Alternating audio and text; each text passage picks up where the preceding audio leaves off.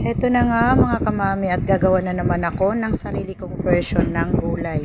Kung napapansin nyo po, yung kulay brown na yan, ayan po ay 4 cubes na ginadgad ko rin. Ito nga pala yung ginamit ko, yan po ay carrots at patatas na ginadgad ko ng ganyan po siya. And then hinaluan ko po siya ng giniling na 100 pesos lang po. Optional po yan, depende po sa inyo kung maramihan ang gagawin nyo. Pwede rin kayo mag-add ng iba't ibang mga gulay ayon sa gusto nyo.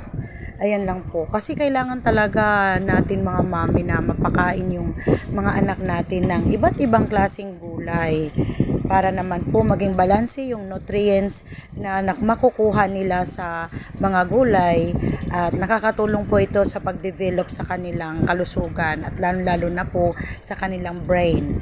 Ayan lang po yung ginawa ko para kakaiba naman kahit papano makakain sila ng kakaiba. Ayan po.